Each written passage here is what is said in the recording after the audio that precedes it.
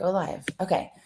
Hello, we are live. This is Levels Without Limits. My name is Amanda Marino, and I am your host. I am the owner of Next Level Behavioral it's a new name, Next Level Wellness and Behavioral Health, and also AmandaMarinoSpeaks.com. And I have a special guest today named Jaime. Jaime and I have been like strangers in the night and have crossed paths so many times that when we finally got on a phone call and we just like vibed so well.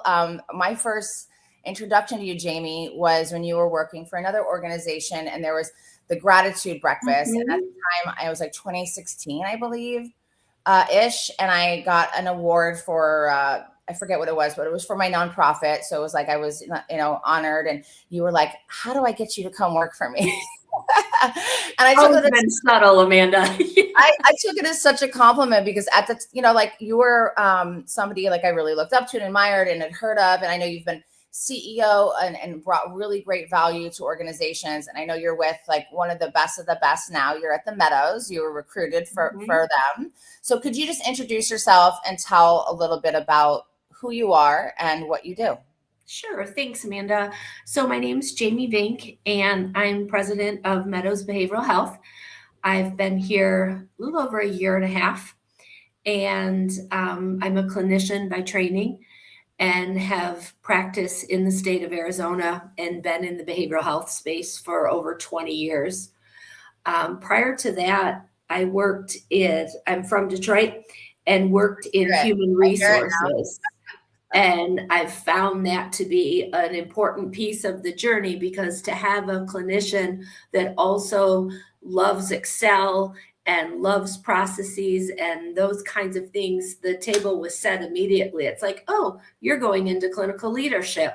I think I was a clinical director before I had my independent license. And so I got onto that trajectory and then ultimately decided, though I'm a chief clinical officer and at the program that you mentioned, Sierra Tucson. I'm sure it's okay to say that. And I was just and then they asked me to become CEO.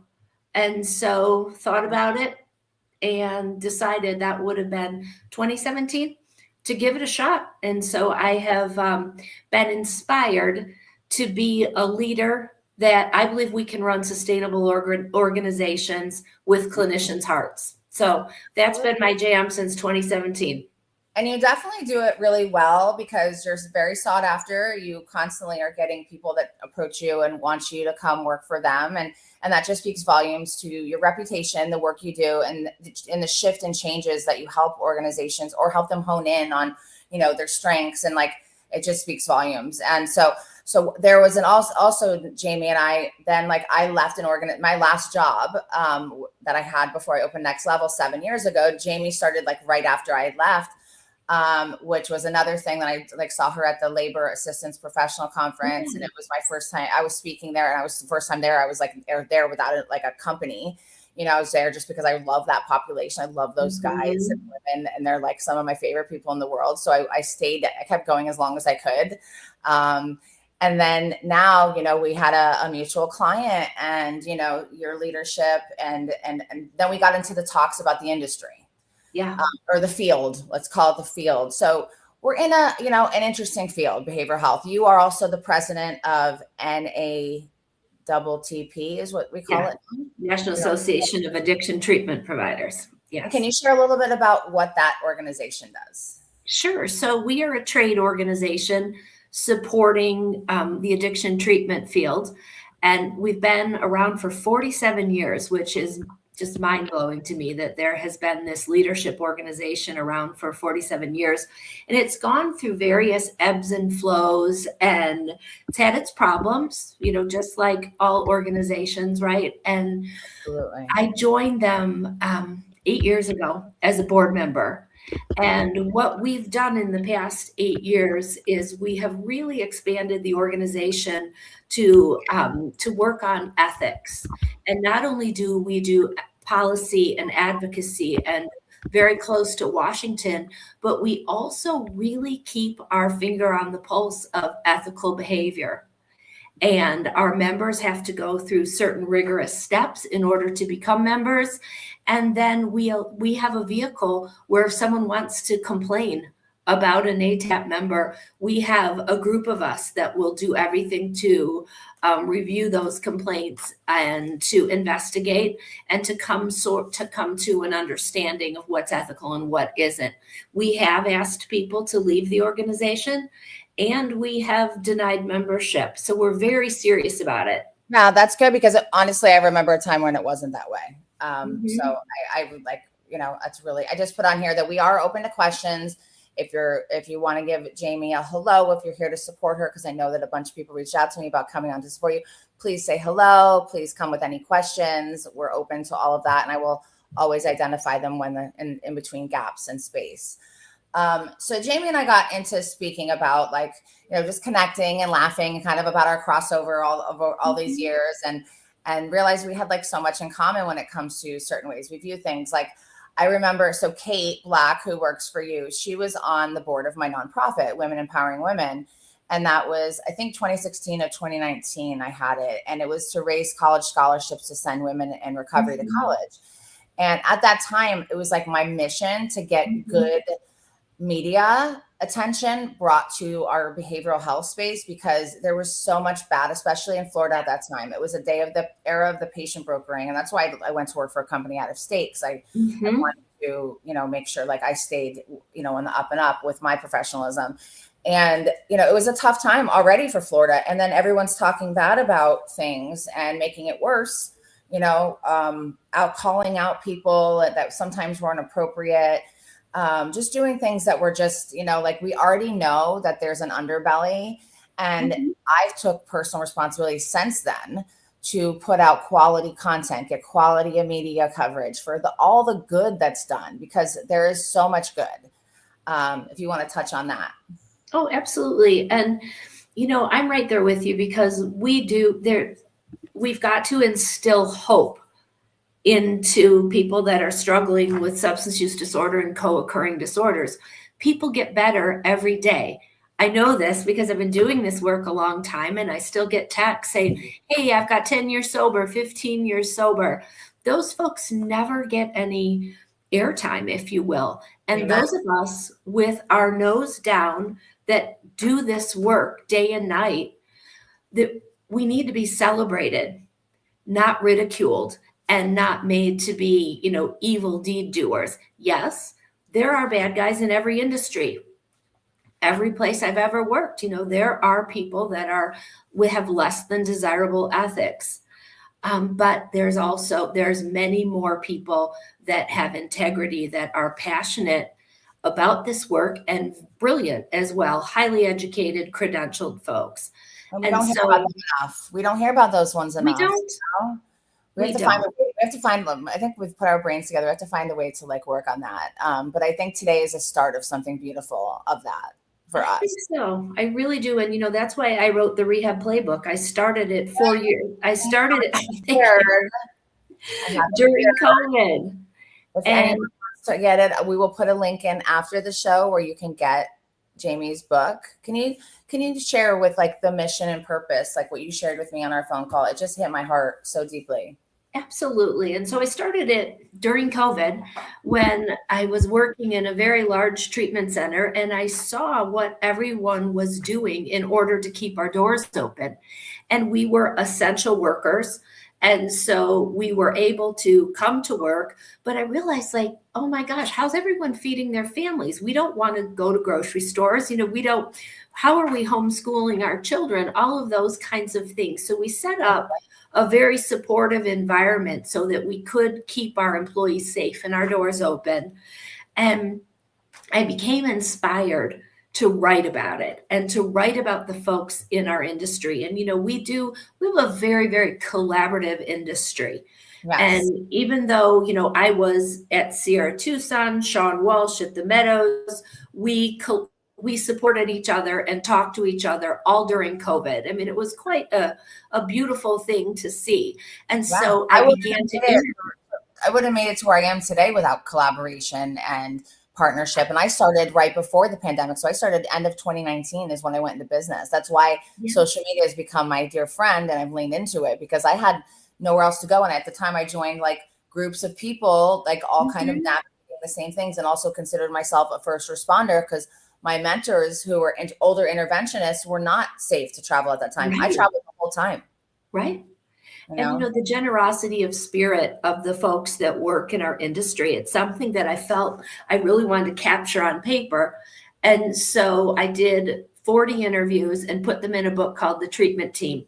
Was about to self-publish, and a colleague of mine suggested that I flip the script a bit and do a playbook to help families and folks that are struggling. And so the treatment team became the Rehab Playbook, and it really is designed. We know that 1 out of 10 people who need treatment get it. This book is designed for the other 9. And what it does is demystifies treatment. And of all the 40 people I talked to, 3 made it in the book. So we've got interviews about the why and the inspiration behind people that do this work. And a main goal of the work is that, we know those 9 people that don't get care. There's a variety of reasons, and I work hard to touch on all of them in the playbook, but it's mostly fear of the unknown, fear of facing our demons, fear of not having our coping mechanisms, and fear of not understanding what goes on behind the gates, behind the doors. And I encompass a ton with families is fear of finding the right place, right? Huge. While Google, is a place that many people go, you have to be really careful with that. Like if you do go to Google, also ask someone maybe that's been through it, or ask someone that's a clinical professional that may have some resources. I'm always able to answer questions to the best of my knowledge, and I try to continually stay up to date with organizations because a lot of my therapist friends that don't get out, they still think a program from 10 years ago is like this solid program, and they may not know there's been clinical leadership changes, staff cutting, completely different gutted out program. So, I make sure that, that I'm up to date and I'm educated to be able to support these families while choosing a program, and, there are ways, but I Google is a place, but I recommend, trying to find a trusted person that you can go to. I couldn't agree more. And, I agree with you that oftentimes we get one shot. And that's why it's so important wherever I've worked that admission, the intake process is seamless and beautiful so that people feel as though they're welcome and embraced and that there's hope. And, most of us are wounded healers, and we're in this for a reason, right? And not so we come here, but we didn't wake up and say, hey, this is what I want to do when I grow up. Exactly. That's why I always ask people's why. Because if someone doesn't have a personal story, sometimes it's personal, like to them, like actually they're sometimes it's a family member, sometimes it's a loved one, a friend, or whatever, that something inspired inside of them. Because you have to be a very special, thick-skinned, loving, compassionate individual to do the work that we do. Absolutely. And these treatment centers are sacred spaces. And so someone walks in the door at the bottom. I mean, this is undoubtedly the worst day of their life, and they face dire consequences. They walk in the door. It's so important that they're treated with dignity and respect and compassion. Absolutely. And so I try very hard in the book to really detail what that looks like so that there's no surprises, because we know someone's teetering on the edge. Maybe they don't really want to be doing this. There's other influences. They're looking for a reason to walk out the door. So let's not give them one, right? So we had Kate say hello. We have Alyssa saying you are amazing. So I just wanted to give you guys, thank you for commenting, and please come with the questions. So we have a new resource too. So when you're questioning, putting your loved one, and we used to, everyone that had a semi problem was placed right in rehab. Yes. And you have teams that do assessments. Sometimes people haven't tried therapy, haven't tried psychiatry, haven't tried coaching, haven't tried other things first. So when families come to me, I mean, obviously there's certain situations that it is a slam dunk that they need to go they need residential care. And like you said, the welcoming aspect, having the pieces, feel like everything's kind of flowing and they feel supported coming in. The family feels comfortable. Like those things are super important. Your loved one is going to, whether it's through their own choices or being pushed by loved ones or through intervention, this is a very scary step for an entire family unit. And it is really important to find the best fit for yourself and your family. Mm-hmm. And something that that I think has really been a great development over the past 5 to 7 years is that there used to be a time where it was all or nothing. If someone wasn't willing to go to rehab, then it would be like, oh, they're treatment resistant.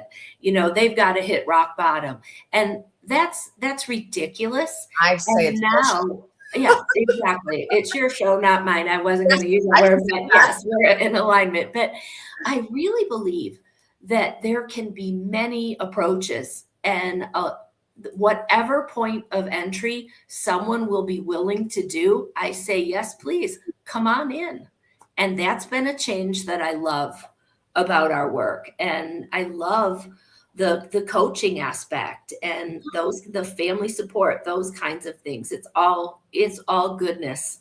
Yeah, well, that's what I saw. Like, my last couple of years of working in residential care, I shared this, it became like, first I was, lifted and supported to be my creative self. And then I was kind of box.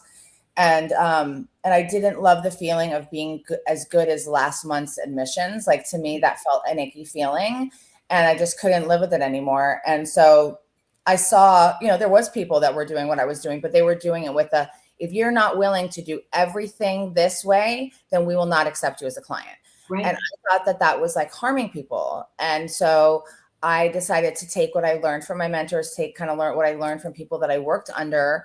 Some I utilize, and I still one of my mentors, Natasha Silverbell. She lives near me. We talk all the time. She's somebody I go to for everything. And then there's other ones that I worked for that literally I built my business model opposite of how they did it, because I had no clinical oversight. I always have a clinical oversight on my team. We have a clinical, specialist, he is, as we do clinical rounds with him. We make sure we're covered. I make sure there's always if they have a coach, that they have a therapist and a psychiatrist if needed, making sure dietitians, there's so much collaboration that goes in. So I felt like I wanted to I saw a need to create what I was creating, which was, filling in the gaps before, during, after, or along with treatment, or sometimes in place of, if someone's been to 25 treatment centers and they do well when they're there, maybe they need to get stabilized, and then they need to get some support how to live life. Exactly. Greg said, I love hearing the sacredness of this work. Thank you, Greg. It's very important that we honor that. Come back when you are ready. It's so interesting. I've worked in programs where, not that long ago, where they wouldn't take AMAs back. And one of my first, it's the program where you and I are a mutual employer. Yes. And I was on, I believe, day 2. And I was like, no, we're not going to do it this way. No. To me, it's the ultimate compliment. If someone looks at your program as their safe space, they went out, maybe there was a relapse, maybe a slip, whatever happened. If they want to come home, to me, that's beautiful. Yeah, absolutely. I think that's a testament. Maybe they put their toe in the water and they were scared. We don't know all the reasons, right? It's scary to face yourself unmasked and real, facing your consequences and facing this big work that you have to do. It is really, really, really hard. And I think that it's we kind of forget about that sometimes, because we do this. For someone to wake up every day and stay committed to this process, whether in a safe space such as, the Meadows, or, just however they're doing it, it is hard. So say they weren't ready to face that stuff, but then they left and said, you know what? I had it really good there. I really want another opportunity. And I feel like I'm ready now that I've had a taste of, of what it can be like, getting better. Yeah, absolutely. And to me, that's the goal of a program, is to create that container, that safe space where when they're not able to thrive outside of those doors, or, in an IOP or in with coaches or folks like you guys, then there's a safe space for them to wrap around and then prepare them for that next step. Yeah, I love, like, it's like a blessing when it's not like it's very rare, but once in a while I'm someone's first phone call, because I'm pretty Yeah. open in myself on social media. So sometimes people DM me and I'm their first connection to this world of helping a loved one or getting, and like, getting to work with the family and help the family understand and educate, and then getting to work with the individual. And we don't, have it in a punitive way, a very open. If they're willing to do one thing and maybe they're not ready to do the other, we will work with them. Like if someone calls me and says, I'm curious about my relationship with alcohol, I don't know, like if I want to stop drinking, like I will not turn them away. Like that's something we have to work with, right? And let them figure it out for themselves.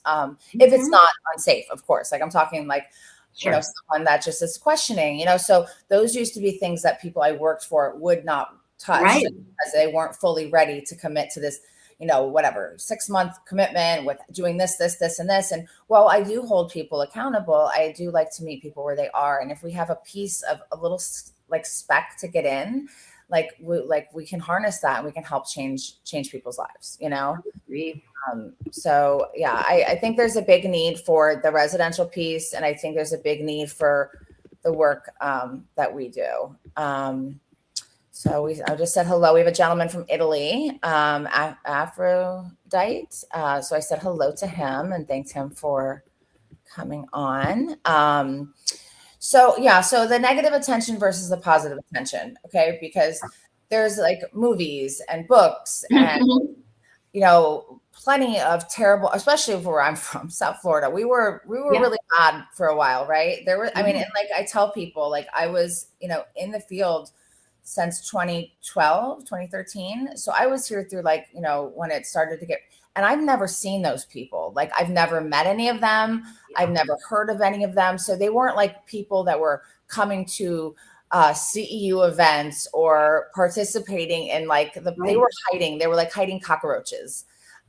So I had to also make that clear to people. Like those are not the professionals that like I surround myself with. Like I've never met someone. I mean, there were some that came out like down the road that I was like, I didn't know. So there were some, in the closets, but most of them didn't come around. Like the Kenny Chapman story, like that was like a big one here in South Florida.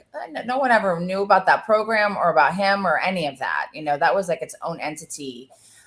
So honing in on focusing on the good, right? And also acknowledging, there are some terrible things, but you talk to medical professionals, you go to any kind of software companies, like any of these companies, there is the good, the bad, the ugly, and the problematic and the positive. But there's, like you said, there's so many miracles that we're blessed to see.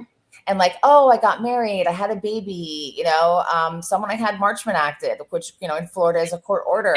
Did her intervention, and and then now she's married and has a kid and is thriving, and like she got trained in intervention, and just like seeing like miracles like that like is one of my whys. Absolutely, it feeds our soul. Positive. And the other thing that I have a healthy fear about is that when someone tells negative stories over and over again, and you and I chatted about a book that was recently released that tells 4 very, very tragic and heartbreaking stories. But I have a healthy fear that if someone is on the fence, whether or not they want to get help, if the family member is on the fence and they pick that book up and they read it, they say, oh, see, this treatment thing, this isn't for me. There's a bunch of shysters there, and they won't get help. And we know what happens when people don't get any help. They die. Yes. I mean, so few. That's why, like, I also have the mentality, like, there is no like competition, because there's such a small amount of percentage of people that need help actually reach out for help, and so like, I feel like there is no such thing. There's only room for collaboration. I don't see that if people find me or they find someone that's a company similar to mine, I am grateful that they found somebody. Absolutely. I will always be very transparent with clients if we think that they're appropriate fit or if we should refer them to someone else. Like those are just things. And when you do the right thing and you put client care and what's appropriate first, you will always be abundant. So there's no fear of abundance. But yeah, if someone did pick up that book versus picking up your book, that's a fear factor. I mean, I can't think of how many clients I've worked with over time that say, oh, that's a scam. It's a scam industry. People just want money. And that's not the case for the right people. I mean, for anyone that is in my circle of being in this thing for, 15 years, like, are pure good people that are doing this for the right reasons. And that's why most of my referrals are from psychiatrists and therapists and attorneys, because like, we're trying to do good in the world here. We're not trying to like flash it around and things like that. And I did make a conscious decision to stop going to behavioral health conferences because I want to spend that time. And it's not because I'm like hating on anyone or anything. I started kind of the enmeshment, didn't really feel like I wanted to be part of that. But also I want to bring all that I've learned to spaces and rooms where nobody's heard that someone else has been sexually abused, that someone else has been through mental health struggles, has never heard that there's solutions for this. And there's places to go and modalities of things of care that I get to be that person that they hear it from first. And that to me, that's really exciting. Yeah, I spent so much time in the behavioral health bubble, which was what I needed for all the learning and the absorbing and stuff like that. But now it's time for me to spread my wings and fly to other countries and, speak to women in Africa that, my friend Laura is watching. I've spoke for her a number of times, helping women to say no, talking about being abused, talking about having postpartum or mental health struggles. And that's all real stuff. But yeah, like, and what's like one of your like favorite parts of your book? It's a hard question. It's very broad too. No, something that I love about it is, and this was actually in both books, the one that got published and the one that didn't, is that I introduce everyone to the treatment team and talk about the benefits and even the science behind collaboration. Because you and I know that's the difference between good treatment and great treatment, the ability to really collaborate. And communicate. Communicate. Because communication, I've noticed, is not a lot of people's forte. And my background at the Breakers, I worked there for 4 years. So that like really helped me with my customer service skills. And I don't think that's a common thing too. It's getting better as a whole. It is. It really is. But the section where I break down the team members and introduce people to members of their team so that they understand the complexity and what the integrative model of care is, and the fact that, someone owns this place. Someone's a CEO here. Someone's a medical doctor. Someone's a psychiatrist. Yes. This, I found it right away. Look at that. Yeah, that's meant to be. And so I introduced. Pardon? That's so important to have, and for them to really understand. And then I give them questions to ask. So if you're looking for treatment, call and talk. And if they won't or can't answer these questions, then you're in the wrong place. The other thing, and we entitled this Heroes and Villains. I give examples of what a good guy and bad guy look like in each of the roles. Okay. So that we're not go over a few of those. I think that would be helpful. If someone is like just passing by this isn't a mistake. You're meant to see this. You're meant to hear from Jaime and her years of experience and leadership and also clinical. And so give me some examples of the heroes versus the villains in these different roles. I think it's super important to hear. So like a primary therapist, and that's the quarterback of the team, right? Those are folks that are folks that have done their own work and they're in a good place and they will quarterback one's care. I have seen, and I was a primary therapist in residential for years. And so I have seen primary therapists literally love their clients till they can love themselves. If you don't have any faith in God, then I'll pray to my God for you. They really stand in that fire for and with someone and take them to the darkness and then help them find a way out. Yes, that's primary therapists with so many, credentials and trainings and people that live and breathe the work. I've Yeah. seen others that become completely enmeshed. They have a relapse of sorts. Relapse can wear so many different faces, right? And they Mhm. fall in love with their power that they have over that person. I've seen primary therapists borrow money. I've seen them, go out to dinner when the person leaves care. I knew someone from years and years ago who married one of their former clients. Yeah. And what I've come to believe is that, though, obviously those are all horribly unethical things, but the folks that I've read about and studied and even known that go those routes, they're suffering from compassion fatigue, from burnout. And that's one of the main things in wherever I've worked. I launch huge compassion fatigue initiatives because you can see the warning signs, right? When a therapist is struggling, and we've got to nip that in the bud. We owe it to our team so they don't blow up their lives in someone else. But those primary therapists, I ask in the book, I ask our readers, ask them what type of compassion fatigue initiatives they have. Have they ever heard of it? How long? We're big in my company with asking, like before someone takes on the long-term 24/7 recovery or wellness associate position, we share details of the case and ask them, how are you feeling? Like, Yes. they know by now that, like, how are you in your personal journey? Because, also many people have gone through their own things and are still self-caring and taking care of themselves. Like, I'm a coach, as a therapist. And so we ask people, like, this is what it looks like. Do you think that you're in a good space to take this kind of case on? And I let them know, if you say no, that doesn't mean we're not going to circle back to you. If you say no, it's not a good time for you. We very much respect that. And I'm big on making sure people take time off. I will forcefully have my team take days off. I will not address something that needs to be done business-wise until they've scheduled a spa day for themselves or something like that. It's just super important. And I don't think that's done enough. I'm glad that you focus on that. That's the first thing you do when you come to an organization that should share even more respect for you. Because I know organizations where it's like, people don't take vacations for 6 years and they're grinding, and no wonder the sickness is coming out and the inappropriate behaviors, because they are not taking care of themselves, and it's so important to have that piece.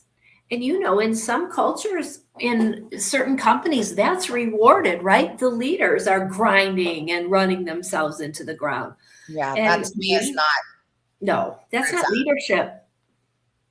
Yeah. That's not leadership. That's codependence on the organization and hanging on for dear life in scarcity. And then also kind of identity. Like, I know with my nonprofit, I realized that that was my identity. And when it kind of fell apart, it broke my heart to a level that I was like, I am Amanda, women empowering women. Like, it became so I had to really be careful. Like, now today, if something happened with Next Level, I would still be me, but I had to go through that to understand and learn that. And people do have this identity that this is who they are. I am this place. I am this organization. And while that's all good and great that you want to take that on and be the hero, the true hero is the one that says, hey, I need some time off. I'm burnt out. Hey, I'm whatever, or leadership to identify it, like you're saying, and have the initiatives put in place is such a healthy thing. And so many programs I know are opposite. They're rewarded for the overworking. Absolutely. And, I think with women too, I do think that, and I can just speak for myself, but I tended to over-identify with my roles, especially as my children grew up and, went away to college, got married. It was like, okay, now I am going to caretake this treatment center. And I used to say one of them became my fourth child. That's not okay. I was a bit enmeshed, and I think I anthropomorphized it. It was a human, and it's like, no, it's not. It's your job. Yeah. And you got to get healthy with that. Yeah, I definitely have some, areas I've worked on with codependence of my team. I have, my mom used to call me, if she's watching, a mothera from being a young age. Before I was even a mother, I mothered everybody. And I tend to do that. I will mother people, and people don't need that. That's not healthy leadership, to a certain extent, to have that compassion of a mother's heart. Yes. But I don't need to mother everyone, Right. Because So I feel like I know when I get to mothering, I mean, that's about me, not really about supporting them. It's like I need to fill that part of my cup again. And I'm like, yeah. And back to the kind of like the villains and yeah.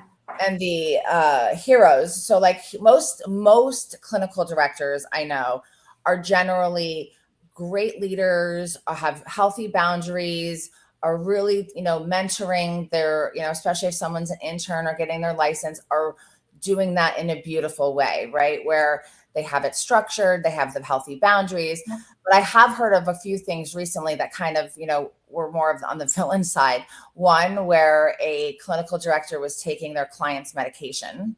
Their intern's medication, not their clients.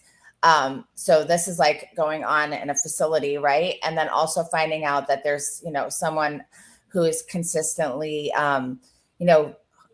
hooking up with and seducing interns, and it's happening over and over and over for many years. And it's like, those things happen too. And that's disappointing. And it's like up to the organizational leadership, right, to be identifying with those things. And that, that's not, those things are not okay. Most of them those are true stories I've heard in over a decade, so most clinical leaders are there because like you were, because they have this natural ability to lead. They can teach, they can help people learn the ethics, the proper way to do things, the boundaries. And generally that's what we see. So I just wanted to touch on that, see if you had anything to say about that. Yeah. I mean, throughout the years, I've had some experiences with clinical directors similar to that. And again, I would go back to it's rare. Most are the most devoted and, brilliant people I've met. But, I feel like there's an expiration date on it. I don't know that someone can really do that, a residential clinical director for 10 years without it taking its toll. Absolutely. And so I feel like that's up to us as industry leaders and facility leaders to really watch it and to transition people out of roles before it becomes a crisis like that. Absolutely. And having that open communication and the education like you're providing your teams with, like, what is okay and what's not. And, and while we know certain things are okay or not, we, people can tell themselves lies and manufacture whatever nonsense they want in their head as human beings that, oh yeah, well, this is, nobody will know, or whatever the case may be. So it is important for leadership. Like, I can identify on my team when someone needs a break or someone needs some extra support. I've sent people, like when someone does a long-term case for us, they have access to free therapy and coaching from us. Wonderful. So we will cover their therapy if they have their own therapist. If they don't, they can see somebody that we have partnered with many times. And then they get free coaching support from us. And then we communicate every single day with them, check in on them to see how they're doing, not just how the client's doing. Because if we have staff that is mentally strong and healthy and feeling supported, that means we're going to give the best care to our clients. So while we're client focused, we're also team focused, because if you're team focused and your team is well taken care of and is healthy, then they're going to be the best they can be, right? Absolutely. So Marnie is a very old friend of mine. Marnie and I have had some heydays together and are both on the other side of the rainbow today. Hello, Marnie. I love you and I'm proud of you. So I actually live in the area I grew up in. So I am born and raised in South Florida. So I can randomly see someone at the gym or anywhere that, like, maybe I went to summer camp with. So it's for the first year when I changed my life in 2007, I didn't see one person I knew anywhere for a year, which was really odd because I would see somebody, I was like the person, like I would see someone I knew everywhere I went. Oh, and then she said, I miss you, my friend. Well, we have to catch up. We definitely have to catch up. But Jamie has some great information, in case anyone that needs help. Like all of this stuff, I recommend getting her book.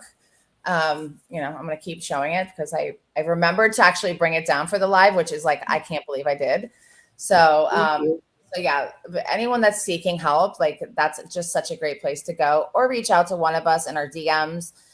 Jamie's putting out great stuff as far as content wise and involved in, some of the so you need to tell me a little bit about if you want to speak to any more of the roles, or do you want to move on to something else? I just wanted to touch briefly on the roles in terms of the team.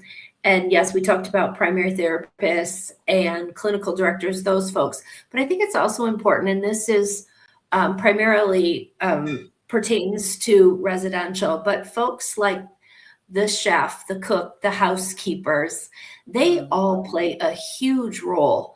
And I talk about each one of those roles and then give an example of how meaningful they are. In one of our interviews, Dr. Carderas, he talks about how in one of his many treatments as a patient, it was really the chef that got through to him. And so those things and the beauty and the wisdom behind all the folks that choose to work in a treatment center, I think becomes part of that sacred fabric and really makes a place special. And so to ask, what's your turnover in those key roles, to really understand, does this place value the folks that really hold it all together? We just had someone retire from the Meadows, part of the groundskeeping crew. He'd been here for 40 years. Think about it. Beautiful. And imagine how many people he's helped, because that's another thing is so the therapists, the leadership staff, the admission staff, the aftercare, case management, they spend, the time is quality, but they spend very minimal time compared to the people that are on the ground. The behavioral health technicians spend the most time with the people, and also making sure you're hiring trained behavioral technicians that are well equipped and share that information that they gather with the clinical team or the chefs or the people serving the food. At the program in South Africa, the Freeman House, chefs are part of the family there, and their mother had been the chef for the owner's family in the past. So it's this beautiful thing. I definitely should connect you with them in case someone wants to go abroad. They're fantastic. Love to meet them. Yeah, very, very well run. The owner picks up people from the airport, things you just don't hear. Yeah, but not anymore. Having that you in your role, identifying, the importance of that. I used to always say hello to the man that did the garbage, took care of the trash on the ground at the breakers, and have long conversations with him, because I think that many people didn't. And he had such an important role, and he was such a joy and such a light, and every role is equally important in this ecosystem that brings this umbrella of support and care in this safe bubble of treatment, Absolutely. We become the family, right? In the service of the patient. Yeah. And so it's important what we model. Yeah, absolutely. Absolutely. So I wanted to touch on what's new, what's going on at the Meadows. If you can share some of those things. I think that Meadows has been around a long time. We know it's a great trauma program. Pia Melody has a massive reputation. Many of the clinicians I'm friends with down here, trained under her. So I'd love to hear what you would share with people that maybe are wondering that are in the field and are, or for people that have never heard of any treatment centers, kind of speak to what's going on at the Meadows and what you guys specialize in. Sure. Well, Meadows has been around, it'll be 50 years this year. And we are headquartered in Wickenburg, Arizona. That's where I'm sitting right now. And we have our Meadows campus, which, yes, we were really one of the first to identify that trauma was really at the root of most issues. And so Pia Melody was really the first one to identify that. And so all of our programs, if you look at the thread that runs through all of our programs, it is trauma care, trauma treatment. And so we have the Meadows main campus here in Wickenburg. And then we also have Gentle Path, which is men's sex addiction. And that's Dr. Patrick Carnes' program. So Dr. Patrick and Stefanie Carnes are both part of that. And then we have Willow House for Women, which is women's intimacy disorders. That's part of a larger women's trauma program. And we also have a very, very small eating disorder program that's part of that whole group. And then we have the Claudia Black Center, And this is all on main campus here. And Claudia Black Center is for young adults. And in addition to treating trauma, depression, we do a lot of substance use disorder, co-occurring disorder in all of our programs. Claudia Black, as is Patrick Carnes, they spend a lot of time here on campus. If you were to go into the Claudia Black Center, you would see Claudia doing a lifeline for a patient. She does a lot of work with our families, obviously. And so how long have they been part of the Meadows? Like, since I've ever heard of it, they have been. So there's the senior fellows. We've got a number of them, but Patrick Carnes, Claudia Black, they have been senior fellows for 15, 20 years. So a very, very long time. Wow. And so those are the programs that are here in Wickenburg. And then we also have the Meadows Malibu, which is a small program, again, trauma, substance use disorder, co-occurring. And then we have the Meadows Texas, which is in Dallas, outside of Dallas in Princeton. And the interesting thing, and this is a relatively new development, it's a year old now, and I'm super thrilled about this. We are in network with Blue Cross Blue Shield. Previously, Meadows Behavioral Health was, pardon? At which location? At all the residentials other than Malibu. So Kate just let us know for any of my local colleagues that Dr. Stefanie Carnes will be in Boca doing a CEU event this Friday. Unfortunately, I'm hosting an event this Friday where I would totally come, but that's good for people to know.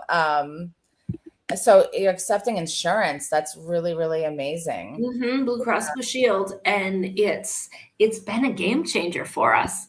And, I've always been extremely committed to expanding access to quality care. And the fact that folks can come to the Meadows, that wouldn't have been the case 3 years ago, 4 years ago. So it's really changed the folks that we're able to treat. You mentioned the labor assistance professionals. Those were the first call I made, and now we're also starting a first responder program because we can support protect the protectors. So that's something that will be launched, in a week or two. And my son is becoming a first responder. He just finished EMT and he's so he is starting the first responders world. He's 20 years old, and I'm very proud of him. And I told him you need to not just worry about the physical piece. You have to also make sure you take care of your mental piece because it's a very, and I've warned him, so he's really doing all the things that are recommended by mom now. It took a little. That's so exciting. Yeah. And then we have men's, I'm just typing this in. The men's program that you have is specialized in sex addiction. Mm-hmm. Okay. We treat co-occurring disorders. Okay. And sex addiction. Mm-hmm. Would that include like online pornography too? Absolutely. Yeah. Because I did that show, Digital Addiction, that included, it had such a broad thing. It had social media, gaming, gambling, online porn, and shopping. Yeah. And if it came out now, I think it only made it one season. If it came out now, I think it would take off. But the timing of it was a little early before America was not willing to digest that we really have a problem with that. I think you're spot on. Yeah. And I don't think right now that people are fully on board with how serious the problem is with pornography. Yeah, and the thing with that is it's like from what I understand, from what I hear from people that reach out to us, because we will work, with clients with that, and that it just continues to escalate. Like what once was, got you're the results you needed, then you have to go further and further. And so that's where it gets scary, crossing unhealthy spaces and also destroying relationships, healthy, happy relationships. Yeah. What is the link for your book? Is there a website for it? Or yes, www.therehabplaybook.com. And if you want to sum up what your book, like what like your heart part of it is, like if you could sum up why you chose to write a book different than the books that are written that are kind of trashing and have horror stories. the rehabplaybook.com. Mm-hmm. Yes. Okay. So yeah, from your heart, I would love to hear that piece, if that's okay. I've long thought that if someone could see treatment the way that we see it from the inside out, then it wouldn't be so scary and they would have hope. And so I would say the installation of hope for the other 9 people that won't get care. Mhm. And so I want people to know that these places don't have to be scary and the work doesn't have to be scary and that people get better every single day.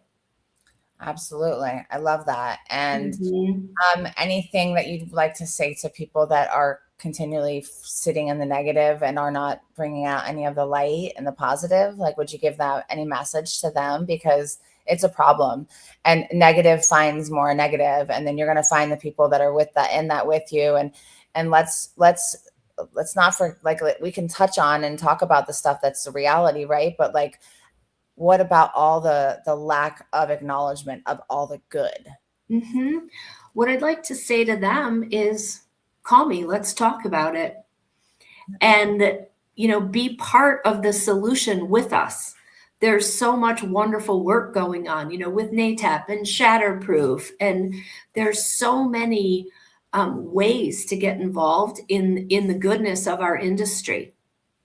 Absolutely. So give it a shot.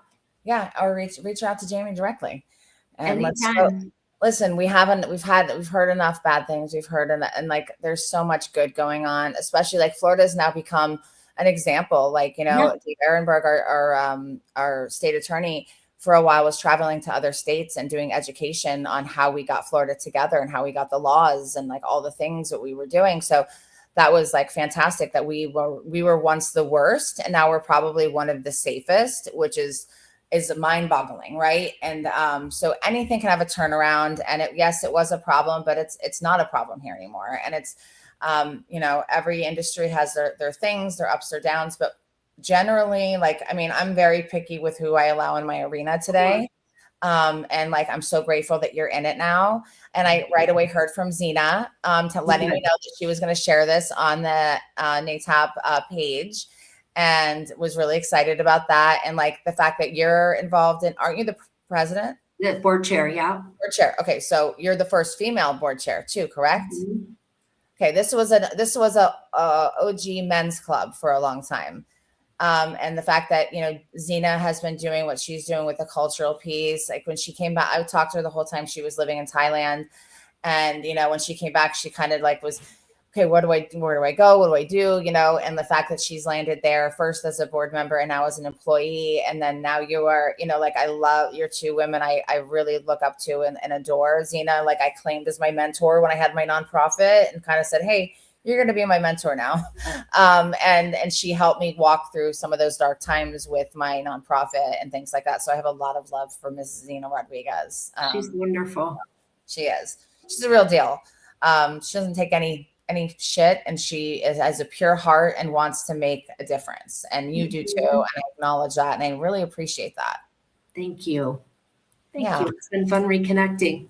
Oh, hold on. Sarah from my team has a client. Hey, beautiful ladies. Can you share a positive story that always sticks with you regarding a client or an employee? That's a great question. Oh my gosh, I've got so many that are in my mind right now. Like any positive story from with a staff member or a client? I would say that with a team member, I've had the honor of doing clinical supervision for a number of years. And so to be able to watch folks grow and learn and go from a very timid person into a seasoned clinician and then into a badass leader. I love that. And, that is what I want to be my legacy. I mean, the clock's ticking. I won't be doing this in 20 years. And I think I've got to have like-minded people with like hearts. And so whenever I see team members grow. And, it's not just women. When people grow and learn and step into their magnificence, it's like, yes, we got another good one, Yeah, that's so beautiful to be part of. I mean, I see it within my own team, and managing people sometimes can be one of the hardest parts of the job. So to be able to have moments like that are just like pure bliss and joy, Absolutely. Anyone that comes to mind of a client? Oh my goodness. I have so many. I've got, I don't change my cell phone, and I just have. Neither, and it's public, it's everywhere. So anyone can call me from social media. Like, it's pretty out there. I'll hear from a client from 15 years ago. Hey, I'm still here. I'm still sober. I had one come to my book signing in Phoenix last week. He just celebrated 15 years sobriety. And I was his equine therapist. I do a ton with horses. And he says that the horses saved his life.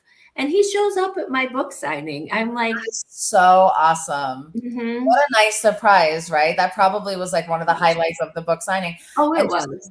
Just to put it out there to you and Kate, if you want to come to Florida to do one of those, I will happily help put together one for you. Oh, just put that out there. I will get, if it's something you're interested in. I mean, Kate and I know we've hosted many events together over the years. When she was the secretary of my nonprofit. I was the founder, and so we've done many things, but if that's something that you're ever interested in, just know there's an open invite, and would love to, have a lot of good clinicians and really good people there to celebrate you. And I think that the work you're doing and the example that you're leading with is profound. And I think the Meadows is blessed to have you, and good job on your recruitment of Miss Jaime. And I love, thank you so much for all of the updates, for understanding for people what good treatment looks like. I think there's a few things I just want to close with, and you can add to this. I think having small caseloads, having a family program, having, making sure the clinicians do their own work. I mean, you might not ask that as a person seeking treatment, but having an alumni program, and having individualized care. While there could be a treatment kind of modality that's used, but the individualized care and seeing people as their own person, not this like everyone's like a mill kind of thing. Those are the things that are important to me when looking for a program for a family. Absolutely. What would you add to that? Is there anything? I would ditto all that. And I would also add competent psychiatric services, because we know so many folks now have the co-occurring psychiatric symptoms, and including trauma. And then someone that will do a responsible history and physical, because so often we see people that have physical things that are impacting their mental health and well-being that are leading to substance use disorder. Absolutely. So the medical, psychiatric, all of those components, like something that we do now is we partner with an organization, Basis Medical, that does like a full panel to check hormones. Hormones play a huge role in people's mental health, especially like I'm 44. Like I do every 3-month panel. Just to make sure that like I'm, because hormones are really, really important, and all like an underlying medical condition could be the reason that people are so uncomfortable in their body that they're sick. So yes, all of those things are so, so important. I love that addition. And so how can people find you besides your website for your book? So I am on LinkedIn. That's my only social media that I do right now. The best one, I think the best one for me. Yeah. And so Jaime Vinck on LinkedIn, that's really the best way. And I am happy also to share my cell phone if you like. Awesome. And yeah, go ahead, go for it. You can, can you chat or no?